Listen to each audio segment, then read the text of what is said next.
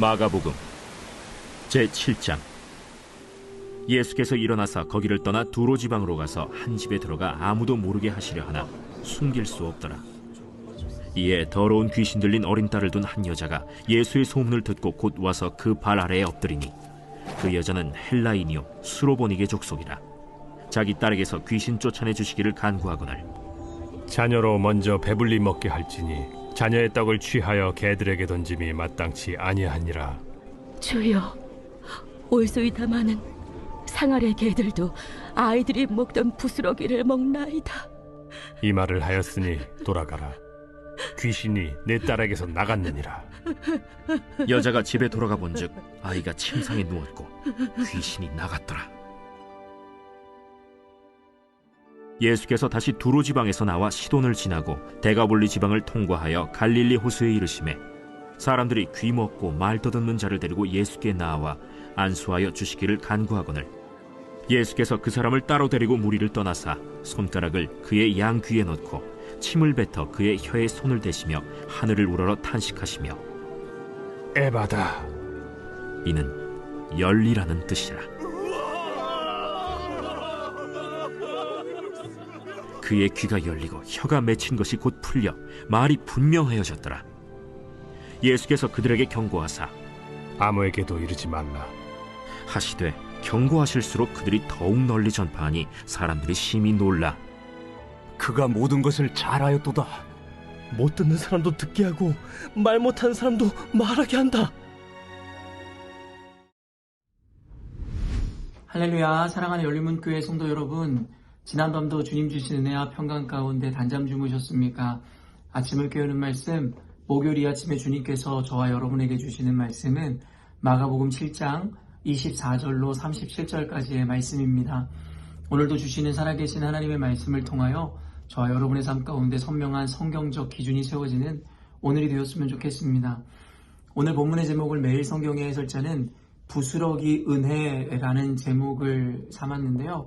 우리가 잘 알고 있는 그 헬라 여자의 그 믿음에 대해서 오늘 본문에서 기록하고 있는 장면이고, 그녀가 고백했었던 그 부스러기라는 것에 대한 어떤 표현을 빌려서 오늘 제목을 이와 같이 붙였다라는 생각이 드는데요.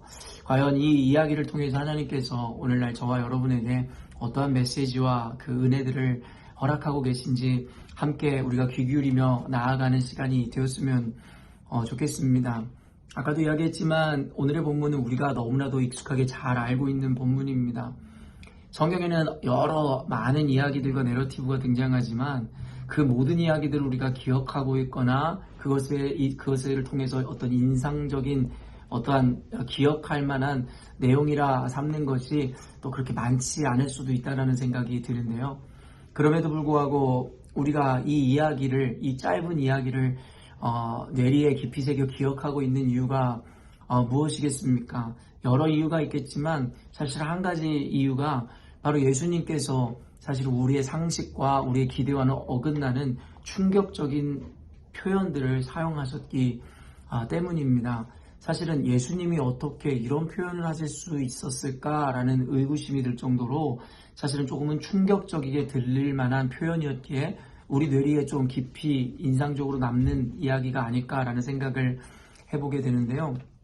먼저 이 이야기의 발단을 보니 24절에서 25절 이야기를 들어보면 예수께서 일어나사 거기를 떠나 두로 지방으로 가서 한 집에 들어가 아무도 모르게 하시려 하나 숨길 수 없더라.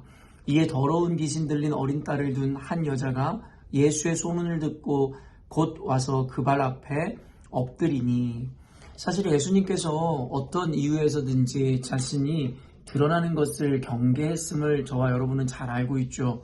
그럼에도 불구하고 예수님에 대한 그 사건과 소문은 전국 곳곳에 퍼져 이미 감추려고 해도 감출 수 없을 지경에 이르렀음을 오늘 본문은 보여줍니다. 그때에 귀신 들린 어린 딸을 둔 한 여자가 예수님 앞에 그 소문을 듣고 와서 그 발 앞에 엎드리는 장면을 그리고 있는데요. 사실은 이 여인은 결국엔 기적을 체험하고 그 귀신 들린 어린 딸이 완전히 치유되는 것을 경험하고 응답받는 어떤 여인임을 우리가 잘 알고 있죠. 오늘의 지금 이 짧은 두 절을 통해서도 결국에는 우리는 이와 같은 것을 깨닫고 배울 수 있어야 하는데, 결국에는 믿음 있는 자가 그 믿음의 응답을 얻게 된다.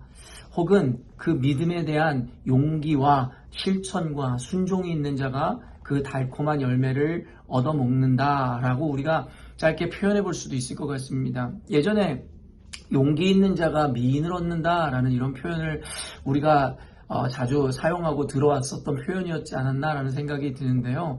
말 그대로 용기 있는 자들. 우리가 생각할 때는 흔히 예쁜 미인들은 당연하게 남자친구가 있고 누군가의 배우자가 있을 거다라는 생각으로 인해서 미인이 있지만, 이상형을 만났지만 그에게 한번 대시를 해보거나 어떤 고백을 하거나 접근하는 것조차도 애초에 포기해버리는 이들이 참 많은데, 그러한 이들 중에 적어도 용기를 내서 가서 내가 당신에게 관심이 있습니다, 당신이 참 아름답습니다 라고 하는 그와 같은 도전을 한 자에게, 그와 같은 실천을 한 자에게 결국엔 기회가 생긴다라는 의미의 표현이 아닐까라는 생각을 해보게 되는데요. 사실은 예수님이 가는 곳마다 사람들이 몰리고, 그리고 예수님을 보기 위해 그 소문을 듣고 온 자들은 많았으나 모두가 기적의 사건의 주인공이 되는 것은 아님을 우리가 보게 되죠.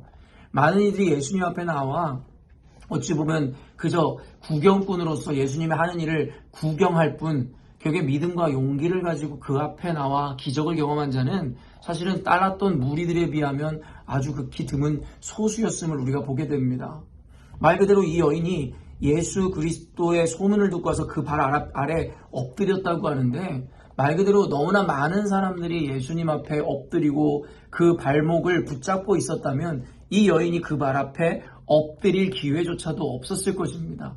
그럼에도 불구하고 성경에 보니 이 여자는 예수의 발 앞에 엎드릴 수 있는 기회를 맞이하게 되었다는 것은 당시에 많은 사람들이 예수를 주목하고 그를 보기 위해 따랐지만 그 발 앞에 엎드리는 자는 어쩌면 많지 않았다라고 우리가 정황적으로 이해해 볼 수도 있을 것 같습니다. 결국에는 목마른 자, 그리고 믿음을 가진 자, 그러나 목마르고 믿음을 가진 것에서 멈추는 것이 아니라 목마른 자가 우물을 판다는 말이 있듯이 결국에는 실천을 하고 믿음 있는 용기 있는 순종을 하는 자에게 결국에는 그 믿음에 합당한 열매가 주어진다는 것을 우리들에게 보여주고 있는 것 같습니다. 어쩌면 사실 믿음을 이야기했지만 순종하고 실천하지 않는 믿음이라면 어쩌면 그 믿음의 진의까지 우리가 의심해 볼 수 있을 것 같습니다. 그것에 대한 간절한 소망과 믿음과 확신이 있다면 그 누가 자신의 그 절박한 상황 가운데 응답을 받기 위해서 실천하거나 순종하지 않을 수 있겠냐라는 것입니다. 그런 의미에서 오늘 본문의 메시지가 저는 주는 의미 중에 하나가 그 간절함의 회복, 열망함의 그 어떤 것을 우리들에게 요구하고 있는 것은 아닌가라는 생각을 해보게 됩니다. 어찌됐든지 간에 이 여인이 예수의 발 앞에 엎드리며 그 여인의 이야기가 이어지는데 26절 보니 그 여자는 헬라인이요 수로보니게 족속이라 자기 딸에게서 귀신 쫓아내 주시기를 간구하거늘. 일단 26절에서 그 여인의 정체와 그 여인의 고민을 밝히는 장면에서 그 여자는 헬라인이었고 수로보니게 족속이라는 말을 명시합니다. 이 말은 무엇이겠어요? 그녀는 유대인이 아니라 이방인이었음에 대해서 분명하게 성경은 의도적으로 드러내고 있다는 것이죠. 그리고 또한 이 여인이 가지고 있는 고민이 무엇이에요? 자기 딸에게서 귀신 쫓아내 주시기를 간구하거늘. 말 그대로 자신이 금쪽같이 여기는 자녀에게, 딸에게 귀신이 들려 있었다라는 것이에요. 그런데 여기서 이제 충격적인 발언을 예수님이 하시는데 27절 말씀에 예수께서 이르시되 자녀로 먼저 배불리 먹게 할지니 자녀의 떡을 취하여 개들에게 던짐이 마땅치 아니하니라. 결국에는 이 의미가 무엇입니까? 이와 같은 은유를 통해 말씀하시지만 결국에 예수님의 그와 같은 은유를 해석 못할 사람이 아무도 없었을 거예요. 주변에서 예수님의 이야기를 듣는 이들마다 먼저 자녀로 배불리게 먹게 할지니, 이 이야기는 인종차별적인 언행으로 들릴 수가 있다는 것이죠. 먼저 자녀에게 배불리 먹인다는 것은 유대인들도 응답받고 이와 같은 어려움에서 해결받을 자들이 많다라는 것이죠. 그렇기 때문에 유대인들도 충분하게 이 은혜를 경험하지 못하였거늘 내가 너에게 줄 기적과 은혜 많지 않다라고 이야기함과 똑같다라는 거예요. 자녀의 떡을 취하여, 그러니까 유대인들에게 주어야 할 기적과 응답을 개들에게 던짐이 마땅치 아니하니라. 당시 이방인들을 개와 같이 여기고 부정한 자로 여겼었던 유대인들의 그와 같은 개념들을 예수님도 여실히 그대로 드러내고 있다라는 거예요. 유대인들은 그렇다고 치더라도 어찌 예수님께서 이와 같은 표현을 할 수 있는지에 대해서 저 역시도 초기에 성경을 읽을 때 이로 인해서 충격을 받았던 기억이 있습니다. 그 초기라 함은 말 그대로 하나님 앞에 이 성경에 대해서 진지하게 고민하거나 성경을 공부했던 때가 아닌 그저 무작정적인 열심을 가지고 예수님을 따랐던 그 순간에 대한 이야기입니다. 언젠가도 이야기했지만 여리고성 사건에서 남녀노소 수양과 우양할 것 없이 모두 진멸하라는 그 하나님의 말씀 앞에서도 저는 비슷한 의아함을 가졌었던 기억이 있었던 것 같습니다. 그러나 이제 와서 이와 같은 표현을 제가 조금도 이상히 여기지 않음은 기본적으로 하나님에 대한 이해, 예수님에 대한 성품과 인격에 대한 신뢰가 세워졌기 때문이다라고 이야기할 수 있을 것 같습니다. 그와 같은 신뢰와 믿음을 바탕으로 성경을 해석하니 이해되지 않거나 예수님께서 하신 말씀의 의미를 더 본질적으로 들여다볼 수 있게 되었던 것 같습니다. 말 그대로 우리가 예수님께서 표현하신 이 표현만을 들어본다면 예수님께서는 부적절한 말씀, 인종차별적인 언행, 비인격적인 말씀을 표현을 사용하셨다라고도 우리는 생각할 수 있을 것 같습니다. 그러나 먼저 우리가 아는 예수님이 그와 같은 비인격적인 말씀과 비상식적인 표현을 하실 분이 아니다라는 기본적 신뢰를 바탕으로 이 의미를 살펴보니 성경의 해석과 그 의도가 분명하게 드러나더라는 것이죠. 첫째로 예수님은 그 여인의 믿음을 시험하고자 하셨다라는 거예요. 그리고 예수님께서 보시고자 하셨던 그 시험의 내용이 무엇이에요? 그녀가 얼마나 간절함을 가지고 있는지에 대한 그 열망함을 묻는 질문과 더불어서 그 여인이 과연 겸손함을 갖추고 있으며 예수님의 말씀 앞에 온전한 믿음으로 주님을 신뢰할 수 있는지를 보기를 원하셨다라는 것이죠. 그럼 혹자는 이렇게 이야기할 수도 있을 것 같아요. 굳이 예수님은 이미 그 여인의 반응과 속마음을 알고 계셨을 것인데 이와 같이 드러내 사람들 앞에서 이야기하는 것이 옳고 합당하냐라고 의문할 수 있겠지만 여러분 예수님의 사역을 살펴보면 결국 예수님께서는 단순히 어떤 대상에게 응답하시고 그 대상의 믿음을 확인하시는 것에서 끝나고자 했던 것이 아니라 하나의 기적의 사건을 통해서도 주변 사람들에게 그 예수 그리스도의 온전함과 그리고 하나님 되심을 나타내고 드러내시길 원하셨고 한 기적의 사건을 통해서도 간접적으로나마 주변인들에게 그 은혜를 함께 공유하고 싶으셨습니다. 여러분도 잘 아시겠지만 12해 동안 혈루증을 앓았던 그 여인을 치료하시면서 누가 내 몸에 손을 대었느냐라고 묻는 장면. 여러분 그것은 여러 가지 신학적 의미가 있지만 예수님께서 자신에게 손을 댄 여인을 알지 못할 리가 없었다라는 것이죠. 그러나 모든 이들 앞에서 그 여인이 스스로라는 것을 자백하는 것을 통해서 하나님의 기적을 통해 그 오랫동안 수치를 당했던 그 여인을 모든 사람 앞에서 그 수치를 영광으로 그리고 그 괴로움을 회복시키는 장면들을 모든 사람들에게 보게 하심으로 그 여인을 보호하셨다라고 우리가 이해할 수 있을 뿐만 아니라 이를 통해서 저와 같은 작은 믿음을 가진 자들도 저와 같은 간절함을 가진 자들도 하나님의 은혜 앞에서 그 간절함의 응답을 얻을 수 있음에 대해서 예수님은 모든 이들에게 선언하고 싶으셨다라는 거예요. 말 그대로 이 여인과의 이야기를 통해 주변에 있는 이들에게 예수님께서 원하시는 것이 무엇인지에 대해서 의도적으로 드러내시길 원하셨고 1차원적으로는 그 주변에 있는 사람이라고 볼 수도 있겠지만 더 합당한 것은 바로 예수님의 이 이야기, 말씀을 듣는 저와 여러분과 같은 독자들, 성도들을 위한 배려였고 그리고 그들에게 전하고자 하는 하나님의 메시지가 있음을 예수께서 드러내시더라는 것이죠. 그 여인은 이 시험에서 당당하게 합격했습니다. 28절에 뭐라고 이야기하냐면 여자가 대답하여 이르되 주여 올소이다마는 상 아래 개들도 아이들이 먹던 부스러기를 먹나이다. 여러분 그 여인은 자신을 향하여 개와 같이 비유하시는 그 예수님의 말씀에 어쩌면 자존심이 상하고 수치감을 느낄 수도 있었을 것이고 더 나아가 모멸감을 느꼈을 수도 있을 것입니다. 여기서 여러분 결정이 갈릴 수 있어요. 어떤 사람은 내가 기대하고 찾아왔던 예수가 나를 도리어 모욕하고 나에게 이와 같은 수치를 주는구나라고 하며 그를 저주하고 욕하며 그 자리를 떠날 수도 있었겠죠. 그런 사람들에게는 당연하게도 예수 그리스도로 주어지는 그 은혜를 경험할 기회는 이미 사라지고 마는 것입니다.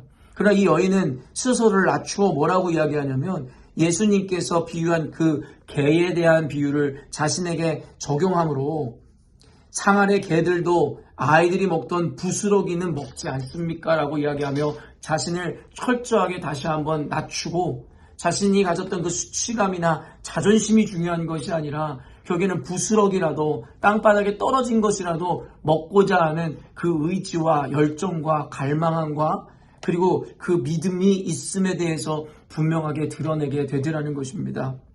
그때 예수님께서는 29절에 예수께서 이르시되 이 말을 하였으니 돌아가라 귀신이 내 딸에게서 나갔느니라 하시매 여자가 집에 돌아가 본즉 아이가 침상에 누웠고 귀신이 나갔더라.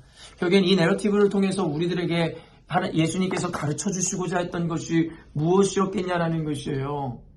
하나님을 믿는 믿음 앞에서 또한 우리가 이루고자 하는 어떤 응답과 열망하는 그 어떤 것에 있어서 우리의 자존심과 수치감이 그게 중요한 것이 아니다라는 것에 대해서 하나님의 영광에 참여하고 하나님의 기적을 경험하기 위해서 우리는 그 수치감과 우리의 자존심도 때로는 내려놓을 수 있어야 되면서 분명하게 우리들에게 말씀하시면 아닐까라는 생각을 해보게 됩니다. 여러분도 아시다시피 예수님께서는 단순히 남에게 수치를 주셨던 분이 아니라 스스로가 수치를 당하여 하나님이시지만 십자가에 달려 죽으심으로 모든 이들 앞에서 수치의 상징이 되는 순간들을 경험하셨습니다.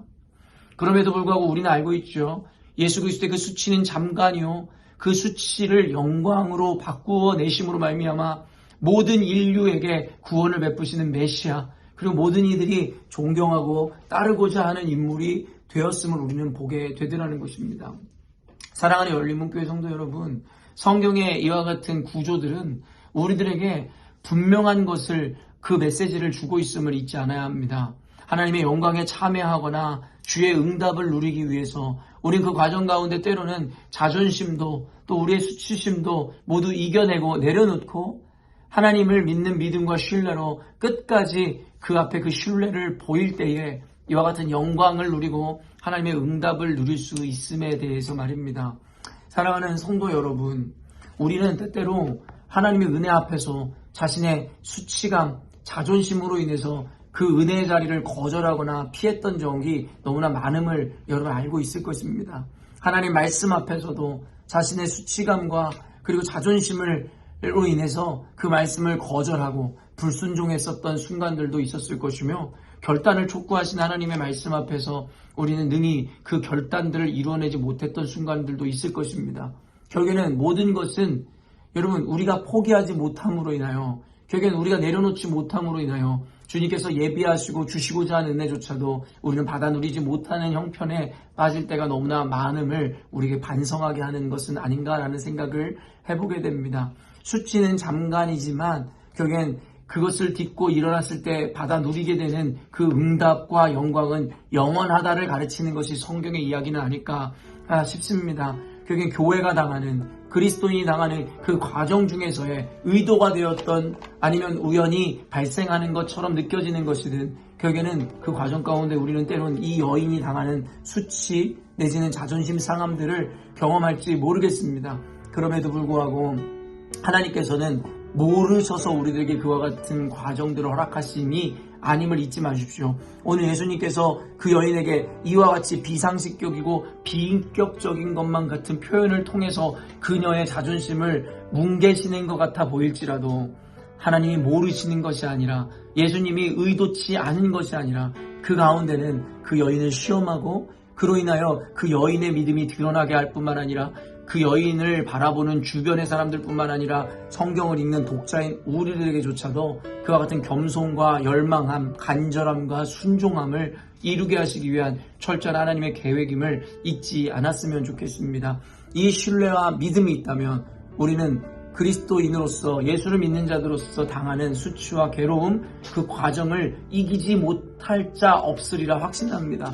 주님 앞에 우리가 얼마나 주님을 신뢰하며 또한 믿고 의지하며 또한 얼마나 갈망하고 열망하고 있는지를 스스로 점검했으면 좋겠고, 여기 그 열망함과 그 믿음의 크기를 과연 실천과 순종으로 이뤄내고 있는지에 대하여 스스로의 믿음과 삶을 천천히 돌아보시는 오늘이 되었으면 좋겠습니다. 오늘 말씀을 통해 이와 같은 이 여인이 보여줬던 믿음을, 그리고 그 신뢰를, 그 겸손을 이뤄내므로 하나님의 은혜와 응답을 누릴 뿐만 아니라 하나님의 영광에 참여하는 저와 여러분이 되었으면 좋겠습니다. 함께 기도하겠습니다. 하나님 아버지, 한 이방 여인의 그 기적의 사건을 보며 그 여인이 그와 같은 기적을, 응답을 경험할 수밖에 없었던 그 근본적 이유를 살피게 됩니다. 그 여인에게는 그 믿음에 대한 순종과 실천할 수 있는 용기가 있었으며, 또한 하나님을 향한 그 믿음과 신뢰로 나아갈 때 당하는 수치와 어찌 보면 능욕하는 것만 같은 그 자존심 상하는 순간에서도 하나님, 그 여인은 철저하게 자신을 낮추고 겸손히 주님 앞에 나아갈 수 있는 겸손함이 있었음을 보게 됩니다. 하나님, 오늘날의 많은 그리스도인들이 자신들의 자존심과 하나님 수치감을 또한 이겨내지 못함으로 말미암아 주님의 응답을 거절하고 하나님 아버지 말씀 앞에서 말씀을 외면하는 일들이 얼마나 많은지 모르겠습니다. 사랑하는 하나님, 우리 사랑하는 열린문교회 성도들로 하여금 주님의 마음을 보게 하시고 주님을 끝까지 신뢰할 수 있는 믿음이 더해지게 하여 주옵소서. 그러므로 말미암아 우리가 어떤 상황 가운데 있을지라도 하나님을 향한 열망함과 하나님 아버지 진리를 향한 갈망함으로 인하여 우리가 순간 당하는 능욕과 수치 가운데서도 하나님 그 소망을 기다리고 기대하고 바람으로 하나님 능히 오늘의 순간을 이겨낼 수 있도록 주님 은혜를 더하여 주옵소서. 하나님 아버지, 우리의 과정이 힘들고 어려우면 어려울수록 또한 눈물로 씨를 뿌리는 자가 기쁨으로 하나님 열매 맺고 단을 거두리라는 말씀처럼 하나님, 우리 열린문교회 성도들이 그리스도인으로서 예수님의 제자로서 세상을 살아가는 과정 가운데 받지 않아도 되는 핍박과 어려움 가운데 놓일지라도, 또한 그로 말미암아 억울함과 수치를 당할지라도 하나님, 모르시지 않는 주님께서 이 과정을 통해 영광 받으심을 잊지 않으므로 끝까지 이 길을 지켜내고 걸어감으로 하나님께 영광일 뿐만 아니라 우리도 이 여인과 같이 끝끝내 주의 구원과 응답을 누리는 자들 되게 하여 주옵소서. 오늘도 말씀 가운데 은혜 주시고 우리를 하여금 말씀으로 승리케 하실 주님을 찬양하오며 예수님의 이름으로 기도합니다. 아멘. 사랑하는 열린문교회 성도 여러분, 오늘도 주님께서 허락하시는 가장 복되고 귀한 하루를 우리가 맞이하게 되었습니다. 오늘도 주님과 더불어 동행하심으로 하나님이 보여주시는 그 놀라움과 신비로움, 그 아름다움을 모두 만끽하고 경험하는 저와 여러분이 되었으면 좋겠습니다. 아침을 깨우는 말씀은 내일 아침에 또 만나도록 하겠습니다.